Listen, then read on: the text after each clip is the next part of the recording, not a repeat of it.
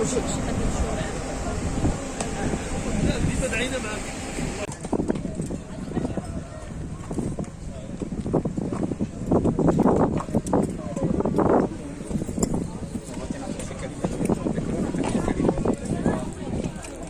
عليكم. حنا منطقة مكناس، وهذا الشيء خلاتنا الفروسية من الدم ديالنا الحمد لله، وتنجيو تنشاركوا هذا الشيء ديال الموسم. والحمد لله هنايا من منطقة مديونة جينا هنايا باش نحضروا لسيدنا السيد الرئيس، والحمد لله باش نكونوا كل عام بخير وعقبال عام جاي ان شاء الله.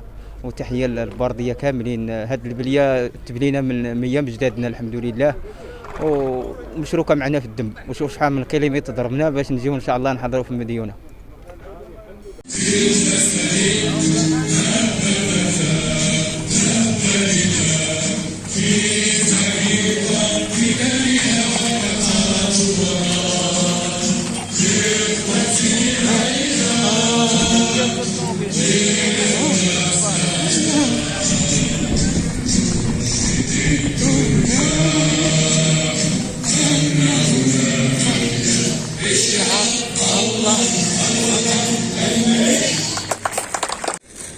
السيد العامل المحترم،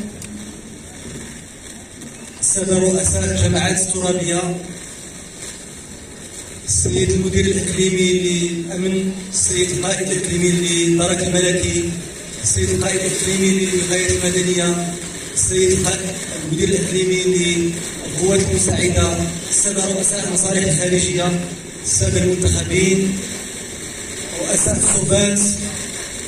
اسمحوا لي سيد العامل في البداية أن أتقدم لكم بجزيل الشكر والامتنان على كل المجهودات والدعم الذي تقدمونه لإنجاح هذه التظاهرة، وكل المجهودات التي تقومون بها بإقليم ديونة الذي يعرف تحولا مفصليا مع تاريخه من خلال كل المشاريع التنموية التي تسهرون عليها وتحت رئاستكم، من مرافق رياضية وتدشين وافتتاح مراكز صحية وتربوية وتوسيع طرقات وإنشاء كل مرافق والمنشآت التي تحتاجها ساكنة إقليم ديونة. شكرا جزيلا على ما تقوم به ونحن شاهدون على ذلك.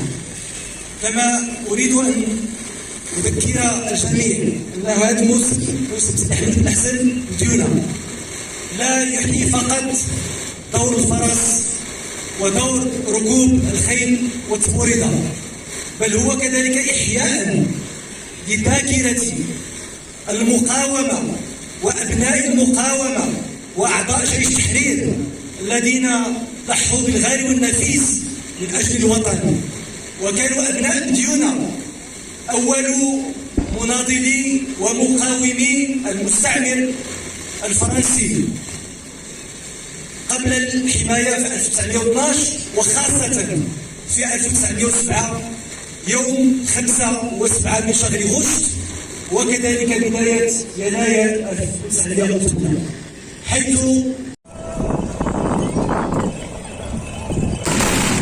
بارك الله